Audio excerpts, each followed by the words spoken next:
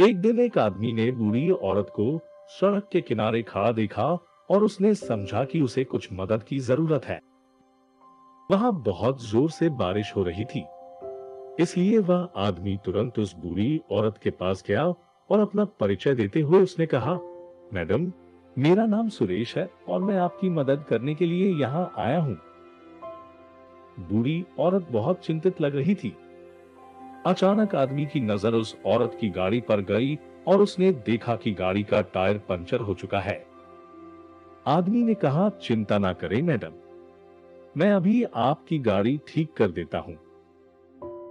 फिर वो आदमी कार के नीचे रेंग कर टायर ठीक करने लगा। जब वह गाड़ी ठीक कर रहा था, तब बूढ़ी औरत उसके साथ बातचीत करने लगी और अब वह सुरक्षित महसूस कर रही थी। बात करते करते उस औरत ने अपने घर का पता बताया और आदमी से कहा कि अगर तुम यहाँ मेरी मदद करने के लिए ना आते, तो पता नहीं मुझे कब तक अकेले यहाँ पर खड़ा रहना पड़ता। आदमी ने मुस्कुराया और अपना काम करता रहा। थोड़ी ही देर बाद उस आदमी ने गाड़ी को ठीक कर दिया। बूढ़ी औरत बहुत खुश हुई और उसने पूछा कि मैं तुम्हें क्या दे सकती हूँ। वह किसी भी राशि का भुगतान करने के लिए तैयार थी, क्योंकि उसने पहले से ही उन सभी भयानक चीजों की कल्पना की थी जो उसके साथ हो सकती थी अगर वह आदमी उसकी मदद करने के लिए नहीं आया होता। सुरेश ने जवाब देते हुए कहा, मैंने आपकी मदद पैसों के लिए नहीं की। यह मेरे लिए कोई नौकरी नहीं थी। मैं सिर्फ किसी जरूरतमंद की मदद कर रहा था। सुरेश बहुत ही ईमानदार आदमी था, इसलिए उसने पैसे लेने से साफ मना कर दिया। फिर सुरेश ने उस औरत से कहा, अगर आपको मुझे कुछ देना ही है, तो अगली बार आप जब भी किसी जरूरतमंद को देखेंगे, तब उसकी सहायता जरूर करेंगे, ऐसा वादा कीजिए और उस वक्त मुझे याद करना। वही मेरे लिए असली उपहार होगा। बूढ़ी औरत ने कहा, ठीक है, मैं ऐसा जरूर करूंगी, ये वादा करती हूं।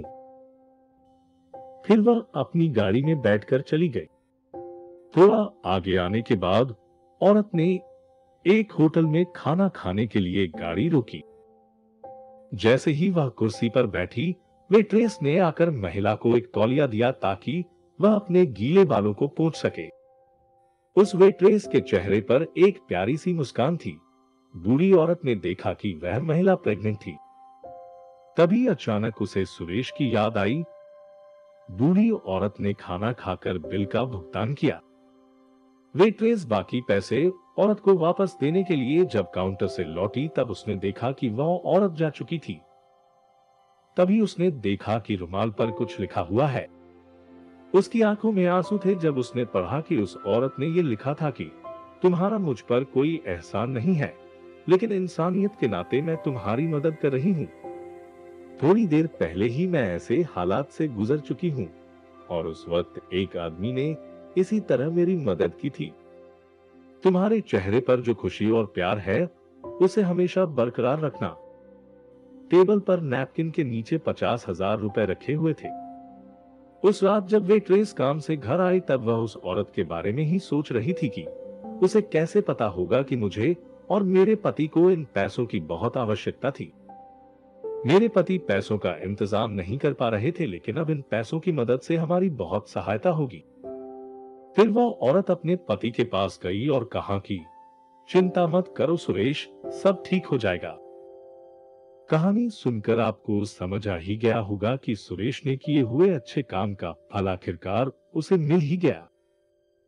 इसीलिए अक्सर कहा जाता है कि अच्छा काम करोगे तो तुम्हारे साथ भी अच्छा ही होगा।